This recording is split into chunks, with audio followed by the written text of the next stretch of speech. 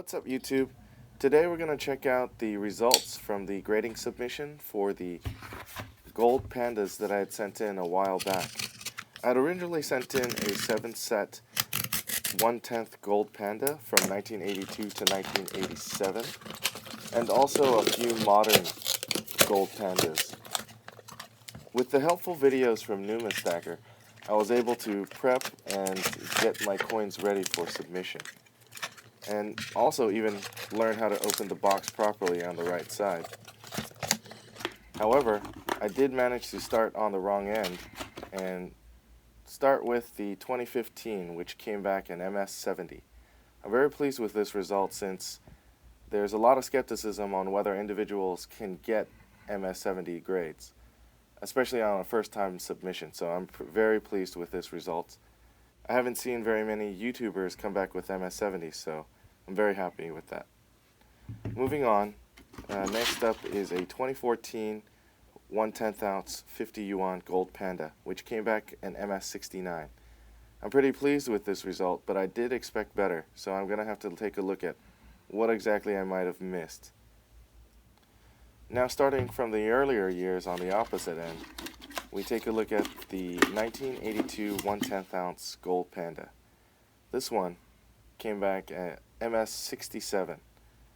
I did see some spots on the forehead, and I did see some marks on the temple, which might have downgraded it a bit.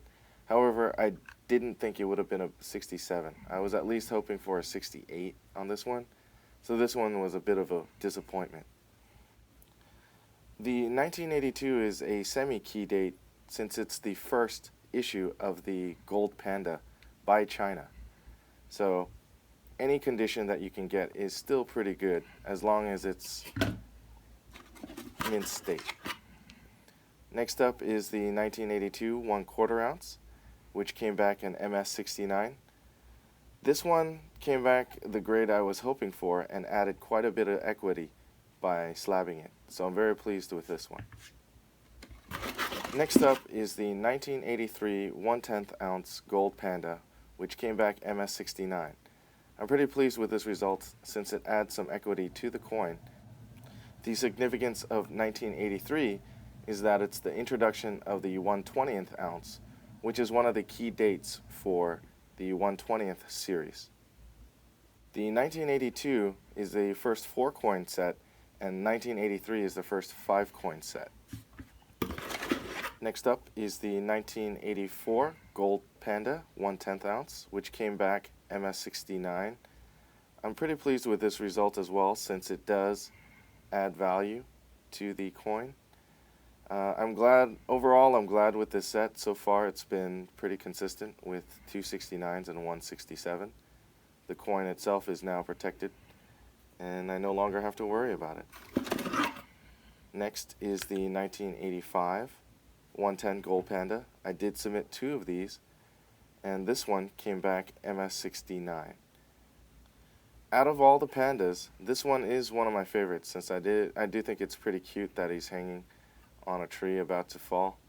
There's just something about a fat animal hanging from a branch that is just quite entertaining.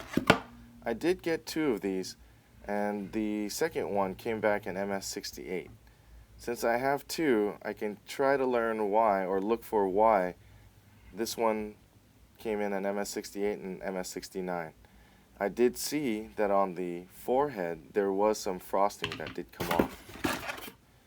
Next up is the 1986 1/10 ounce, which came back MS-69, which is the standard that I'm looking for since it does cover the cost of the submission, and it'll be a nice addition to the collection. The mid-80s wasn't the strongest years for the Gold Pandas since they had higher mintage numbers, over 100,000, and are considered to be common dates. So if you're looking to start collecting pandas, the mid-80s is a relatively affordable decade to collect, other than the early years. Next up is the 1987 S 1/10 ounce, which came back MS-69. This is the first year they started coming out with the varieties, and once again is considered a common date and done in high mintage.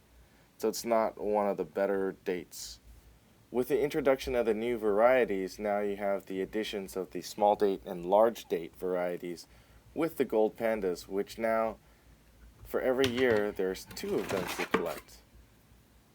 And with such, the 1987 Y, which designates the mint that it's produced from, and in this particular case came back in MS68, which was again a little disappointing, but will still go into the collection as a variety filler. One note that I didn't mention is to take notes on the coins that you'll be submitting, as this one was kind of expected to grade a little bit lower than 69. Moving on to the more modern coins, here's a 2001 50 Yuan Panda that came back MS69. I was a little worried about this one as I didn't see anything wrong with it and kind of expected an MS69. So this one came as expected.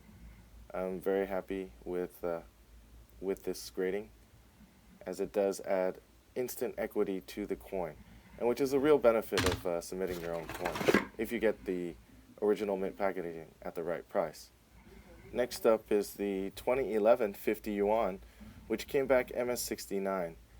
The 2011 year is when they started to produce more of the 1/10 ounce sizes, so a 69 is fairly common, but to my surprise, I did get a 70. With 2 MS70s in the same batch, I'm pretty pleased with that. With all these graded pandas, I had to think of storage, since storage is one of those things that's often overlooked. And in this case, I got the Lighthouse end cap, which holds 9 slabs, and they fit perfectly in a safety deposit box. So this allows me to organize them in year and then also see them and view them without having to take them out, and then also store them nice and neatly. For everything else, I use an NGC holder. And finally, I want to take a quick moment to do a shout out for Numistacker, wafdawg, and EQ Gold for producing all the videos that have been very helpful in researching my Panda quest. It's been quite a bit of time, and thanks to their videos, it's made it a lot easier.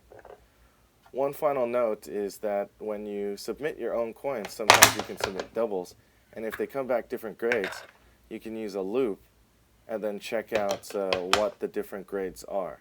And in this case, I got a 67, 68, and 69, 68 and 69 on the same ones, and a 70 and a 69 on the same one, and then a 67 and a 68. So, if you find this useful, please comment, like, and subscribe.